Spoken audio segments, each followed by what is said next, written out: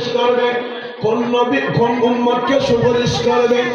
যে উম্মতেরা আমার নবীকে ভালোবেসেছেন, যে উম্মতেরা আমার নবীকে মায়া করেছেন, যে উম্মতেরা আমার নবীর জন্য নিজের জীবন দিয়েছেন, তাদেরকে আমার রাসূল সুপারিশ করে জান্নাতের মধ্যে নিয়ে যাবেন। সুবহানাল্লাহ। প্যারা হাজিরিন, দীর্ঘায়িত করব না, লম্বা করব না। প্যারা হাজিরিন, আমার নবীর আদর্শ, আমার নবীর ভালোবাসা, আমার নবীর মুহাব্বত যার অন্তরে থাকবে সে কখনো জাহান্নামে যাবে না। কেন? আমার নবী বলেন, ও আমার উম্মত, তোমরা যদি আমাকে ভালোবাসো, লাকাদ কানা লাকুম ফি রাসূলিল্লাহি উসওয়াতুন হাসানাহ, তোমরা যদি আমাকে মহব্বত করো, আমাকে ভালোবাসো, তাহলে আমার সুন্নতের উপর তোমরা আমল করো। সুবহানাল্লাহ।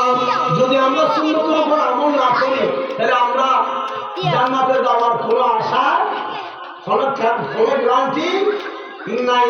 প্যারা হাজিরিন, আমি এই কথা বলতে চাই, আমার নবীর মুহাব্বত, আমার নবীর ভালোবাসা ছিলেন সাহাবায়ে কেরাম, সিদ্দিক আকবর। আমার নবীর মুহাব্বত ছিলেন সাইয়্যিদুনা ওমর ফারুক রাদিয়াল্লাহু তাআলা। আমার নবীকে মুহাব্বত করলেন হযরতে ওসমান গনি জিন্নাওয়ান।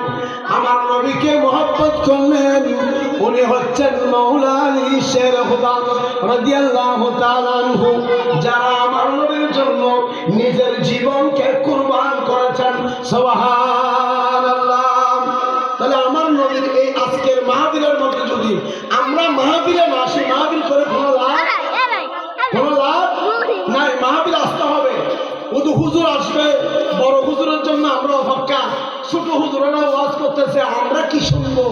হ্যাঁ ভাই, এটা হচ্ছে নবীর মাহফিল। সব উলামায়ে কেরাম এক একটা কথা বলবে কোরআন হাদিস থেকে। উলামায়ে কেরাম তো কোরআন হাদিসের বাইরে কোনো কথা বলবে না। বড় হুজুর যেটা বলবে, ছোট হুজুরা সেটা বলবে। এই জন্য আমরা মাহফিলে আসলে মাহফিলের সৌন্দর্য হয়, মাহফিলে না আসলে মাহফিলের কোনো সৌন্দর্য হয় না। এই জন্য আমি আমার বক্তব্য আমি এখানে আর দীর্ঘায়িত করতেছি না। আমি আমার বক্তব্য কি টানতেছি, একটা কথা আমি আপনাদের কাছে পৌঁছানোর জন্য বেশি এসেছি। আমি মাহফিলের উদ্দেশ্য নিয়ে আসি নাই। কেন জানেন? আমার একটা উদ্দেশ্য হচ্ছে, আমরা আজকে বাংলাদেশের মধ্যে সুন্নি উলামায়ে কেরাম সবাই একত্রিত ঐক্যবদ্ধ হয়েছে। আমি আপনাদের কাছে একটা ওয়াদা নিয়ে আসছি, আপনারা যদি ওয়াদা করে